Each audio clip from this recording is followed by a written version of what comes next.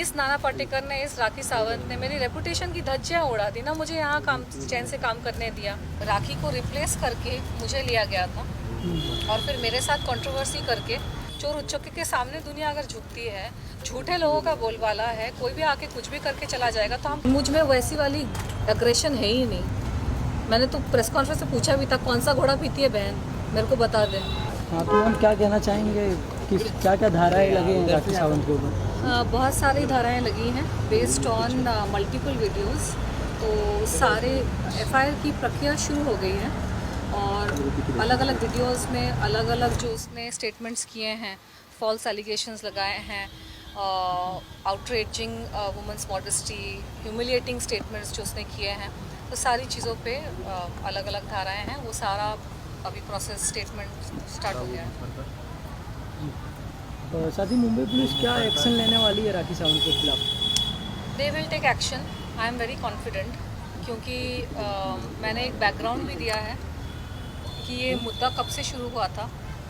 2008 से शुरू हुआ था, जब राखी को मुझसे दिक्कत होनी शुरू हो गई थी, जब हॉर्न ओके प्लीज़ में राखी को रिप्लेस करके मुझे लिया गया था और फिर मेरे साथ कंट्रोवर्सी करके प्रोड्यूसर्स ने वापस राखी को लिया। तो उसमें प्रोड्यूसर्स की एक चाल थी कि मेरे नाम पे पब्लिसिटी करके, शायद उनकी पहले से प्लानिंग थी कि राखी को ही लेंगे, लेकिन उन्होंने पहले राखी को रिप्लेस किया मेरे से और उसके बाद मेरे साथ कंट्रोवर्सी करके वापस राखी को गाने में लिया और मेरे सारे चेक्स उन्होंने बाउंस कर दिए। मेरे शूटिंग से पहले ही मेरा एक चेक बाउंस हो गया था। मतलब उनकी सोची समझी साजिश थी, ये कंट्रोवर्सी करेंगे, हंगामा करेंगे ताकि ये सब हो जाए, पब्लिसिटी मिले। मैं ये कहना चाहूँगी कि इस तरह के गलत काम करने ही नहीं चाहिए प्रोड्यूसर्स को, क्योंकि अगर मैं गाना कर लेती, वो गाना रिलीज़ हो गया होता, मैं उस वक्त, मेरा एक नाम था, मैंने अच्छी अच्छी फिल्में की थी, मेरी आशिक बनाया बहुत बड़ी हिट हुई थी और दूसरे भी गाने फिल्में हिट हुई थी। अगर वो गाना रिलीज़ हो गया होता तो मुझे भी आगे काम मिलता और प्रोड्यूसर्स को भी फ़ायदा होता। वो पिक्चर रिलीज़ हो जाती, वो पिक्चर आज तक रिलीज़ नहीं हुई है। उस पिक्चर की वजह से मुझे इतना इमोशनल ट्रॉमा, इतना कुछ मुझे झेलना पड़ा। उन्होंने अगर वो कंट्रोवर्सी नहीं करी होती, शॉर्टकट का काम नहीं किया होता कि कंट्रोवर्सी करके तनुश्री दत्ता के ऊपर हम ज़ोर ज़बरदस्ती करके, प्रॉब्लम्स क्रिएट करके किसी भी लड़की को अगर आप इस तरह से ट्रीट करोगे, तो कोई भी एक ईमानदार जो इंसान होता है, सेल्फ रिस्पेक्टिंग इंसान होता है, रिटेलिएट करेगा ही।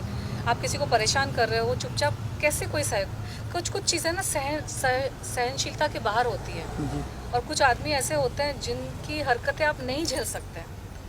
और नाना पाटेकर की रेपुटेशन हमेशा से ऐसी रही है। उसकी एक सिर्फ मैं नहीं, बहुत सारी हीरोइंस के साथ उसके प्रॉब्लम्स हुए हैं।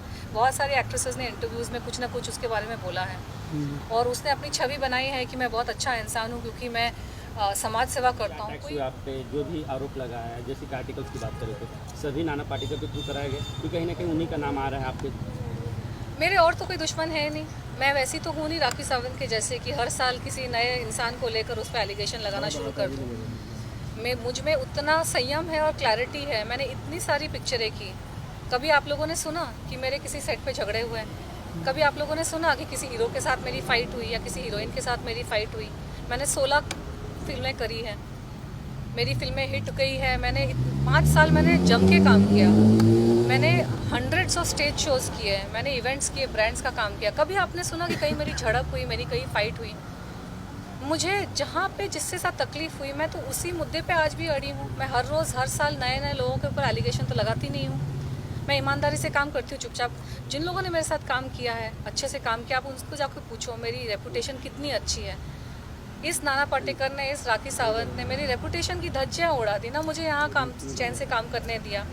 अमेरिका में भी जाके मुझे कामकाज को लेकर बहुत तकलीफ़ें हुई। अलग अलग झूठे झूठे एलिगेशंस लगाए, पर्सनल लाइफ पे अटैक किए, झूठे एलिगेशंस लगाए, शादी वादी की चीज़ें मेरी स्पॉइल हो गई। तो ये शैतानी लोग हैं, इनकी शैतानी प्रवृत्ति है। इनको झूठ के बेसिस पर अपना साम्राज्य चलाना है और उनको ये भी पसंद नहीं है कि कोई उनको आईना दिखाए।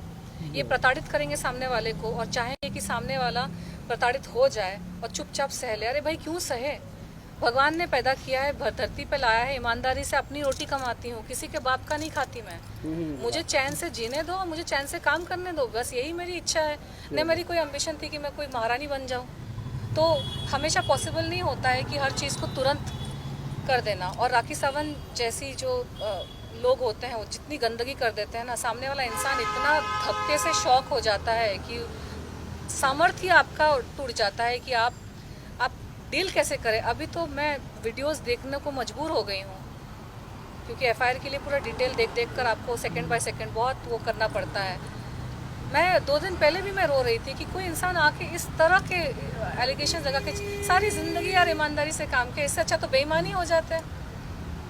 क्यों ईमानदार रहे कोई इस देश में, क्यों कोई तरीके से रहे? जब चोर उच्चकों को इज्जत देते हैं, चोर उच्चकों के सामने दुनिया अगर झुकती है, झूठे लोगों का बोलबाला है, कोई भी आके कुछ भी करके चला जाएगा, तो हम क्यों ईमानदार रहे? हम भी झूठे बन जाते हैं, हम भी बेईमान बन जाते हैं, हम भी चोर उच्चके बन जाते हैं, हम भी डकैत बन जाते हैं। अगर उस तरह के लोगों को ही संविधान प्रोटेक्ट करेगा, मंत्री महोदय का मंत्री लोगों के साथ उठना बैठना, सारे गुंडे चोर मवाली, और जो ईमानदार इंसान होता है तो ईमानदारी से मेहनत में मजदूरी कर रहा होता है, क्या करे इंसान बताओ? और फिर अगर एक वक्त भी आता है कि चलो फ्री है अभी अब कर सकते हैं, तो अब सवाल पूछते हैं कि अभी क्यों? अरे कब करें? इंसान में जब क्षमता होगी, जब समय होगा अपने काम काज को छोड़ के, तभी इंसान एक्शन लेगा ना। प्रेशर था ना, साइकोलॉजिकल प्रेशर, सारी चीज़ों का प्रेशर, इतना बड़ा मूवमेंट हो रहा था, मुझे उस वक्त राखी से नहीं भिड़ना था।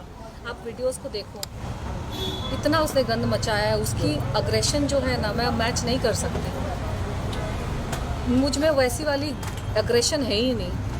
मैंने तो प्रेस कॉन्फ्रेंस से पूछा भी था, कौन सा घोड़ा पीती है बहन, मेरे को बता दे। इतना लड़ने की जो उसमें अग्रेशन है, हर रोज़ तो ओशिवारा पुलिस थाने में आके उसके हर साल हस्बैंड को जेल भिजवाना, ये कैसे करती है? मैं कैसे compete करूं यार ऐसे लोगों के साथ? ये जो शैतानी और जो दैत्य वाली जो शक्तियां हैं ना, मुझे शायद थोड़ी और कुछ साधना करनी पड़ेगी इन लोगों से लड़ने के लिए, शक्ति प्राप्त करने के लिए। मैं अभी कुछ दिन पहले भगवान से बोल रही थी कि अब मुझे ना शक्ति दो, लड़ने के लिए शक्ति दो। मैं थक जाती हूँ। मैं हफ्ते भर पहले मैंने प्रेस कॉन्फ्रेंसेस किए, इंटरव्यूज़ किए, मैं पिछले 1 हफ्ता पूरा मैं थकी हुई थी, बीमार हो गई थी, थोड़ा सा उठ नहीं पा रही थी, ज़्यादा शक्ति नहीं थी। मैंने अपना कुछ किया, अपनी साधना शुरू की। अब थोड़ा सा एनर्जी आया है, एफआईआर करना है तो ये मैं कर रही हूँ, ये प्रक्रिया इसकी है, करनी पड़ेगी। मैं चाहती हूँ कि इस तरह के लोगों को पब्लिक तोल देना बंद कर दे, क्योंकि पब्लिक इनको जाने देती है, इनकी कॉमेडी में आ जाती है, लेकिन कॉमेडी की आड़ में आप किसी की ज़िंदगी ख़राब कर रहे हो, ये सही नहीं है। इंसानियत छोड़ देगा, अपनी ईमानदारी छोड़ देगा जब यंग जनरेशन देखेगी ना कि इस तरह के लोग कुछ भी करके निकल जाते हैं, ये सही नहीं है।